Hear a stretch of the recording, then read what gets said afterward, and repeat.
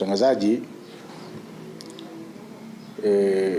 hao wenzetu wanatumia sana mafuta kwenye kuchoma majengo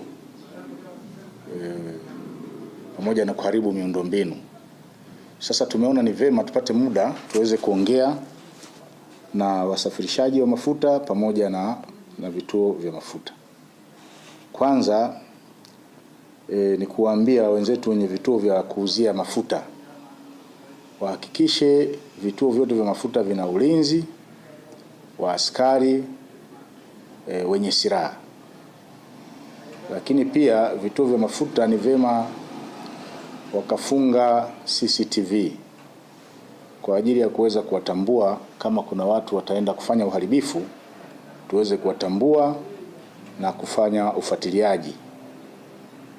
Lakini pia wamiliki na wauzaji wa mafuta, wamiliki wa vituo vya mafuta na wauzaji, tunawashauri kwa kipindi hiki ambako tunaelekea kwenye hiyo 9 Disemba yao pamoja na mambo mengine, basi wasiwauzie mafuta mengi bodaboda pamoja na bajaji. Wauze mafuta kidogo, yasizidi lita 2. Yasizidi lita 2. Kwa sababu unapowauzia mafuta mengi ni kuwawezesha kufanya movement za kutoka point A kwenda point B na kuendelea kufanya uharibifu.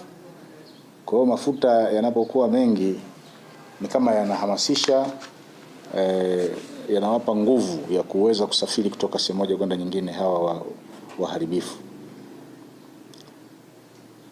Kwa hiyo upande wa vituo vya mafuta tunajaribu watuelewe, tunajaribu kuwaelimisha watuelewe, kwa sababu wao ni wadau muhimu katika usalama wa wilaya yetu ya Chunya. Lakini pia tunawaambia wasafirishaji wa mafuta wasiuze mafuta kiholela njiani. Ipo tabia ya wasafirishaji wa mafuta, wanafika njiani wanaanza kuuza mafuta kiholela. Na sisi tumejiimarisha kufanya doria katika maeneo hayo kwenye vituo vya mafuta pamoja na kufuatilia magari ambayo yanasafirisha mafuta.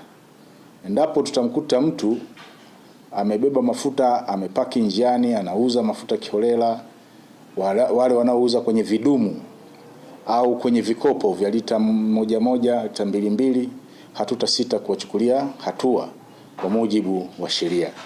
Kwa sababu watu wanaonunua mafuta kiholela kwenye vidumu, kwenye vichupa vidogo, hao ndio wanachukua hayo mafuta, wanaenda kuharibu miundombinu na kuchoma majengo ya watu pamoja na majengo mengine ya serikali. Kwa hiyo sisi hatutakubali kuona hali kama hiyo inaendelea.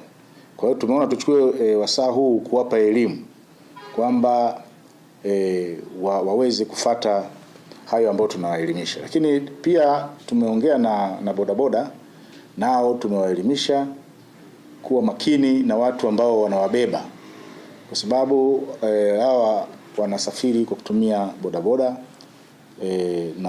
na bodaboda wetu tumeshawaelimisha waweze kutusaidia kuwatambua hawa watu, hasa pale wanapokuja na kuwahamasisha wabebe kuwapeleka pointi nyingine, waweze kutuambia ni wakina nani na wapo wapi, ili tuweze kuwakamata na kuwashughulikia. Bodaboda pia tumewaeleza kwenye kikao chetu, tumewaeleza wavae reflectors. Zile reflectors ziwe na namba ya vijiwe. Kwa hiyo wajisajili kwenye vijiwe, lakini pia wawe na vitambulisho, na zile reflectors zao ikiwezekana ziwe na jina la kijiwe, ziwe na namba ya simu ya mwendesha bodaboda. Hii itatusaidia kuwatambua bodaboda wa hapa kwetu. Lakini kama atakuja bodaboda mgeni, basi aweze kutambulika mapema. Lakini pia bodaboda hawa tumewahamasisha wasikubaliane na kushawishiwa au kushawishika na vitu ambavyo vitawaletea shida baadaye, kwa sababu tutakavyoanza kuweka lockdown na vitu vingine, wao hawatafanya kazi na watapata hasara na hawatapata mirejesho ambayo wanapeleka kwa mabosi wao, na wao wenyewe watakosa kupata riziki zile za kila siku. Kwa hiyo tumewaelimisha bodaboda, kwa kweli wameelewa, tunafurahi kwa sababu wameelewa na wameahidi kutoa ushirikiano wa hali ya juu sana. Lakini pia katika kuimarisha ulinzi katika wilaya yetu ya Chunya, tumeshafanya vikao na watendaji wa kata pamoja na vijiji katika tarafa ya Kiwanja, na baadaye tutaendelea tarafa ya Kipembawe ili kuimarisha uimarishaji wa daftari la mkazi. Endapo kuna mgeni yoyote atakuja katika wilaya yetu aweze kutambulika haraka, na kama ni mhalifu tuweze kumtambua haraka na kuweza kumkamata na kumchukulia hatua. Mgeni yoyote atakayekuja anapaswa kuripoti kwa barozi, anatakiwa kuripoti kwa barozi wa nyumba 10 katika eneo ambalo amefikia, na asipofanya hivyo, tukipata taarifa zake, basi tutamkamata na tutamfikisha kwenye vyombo vya sheria ili aweze kuchukuliwa hatua. Kwa hiyo sisi tunawaasa vijana wote wa wilaya ya Chunya waendelee na shughuli zao kama kawaida, wasijitokeze hata kidogo kujaribu kuandamana hiyo tarehe 9, kwa sababu maandamano hayo hayana kibali cha serikali, na hivyo kufanya hivyo ni kuvunja sheria. Na sisi tunawaasa watu wenye mapenzi mema watoe taarifa mara moja kwetu au kwa kiongozi wetu wa serikali juu ya ujio au juu ya uwepo wa watu wanaopanga njama za kufanya maandamano haramu siku ya tarehe 9 Disemba. Baada ya kusema hayo, napenda niwashukuru sana ndugu waandishi wa habari na kuwakaribisha tena katika ofisi yangu ya mkuu wa polisi wilaya ya Chunya.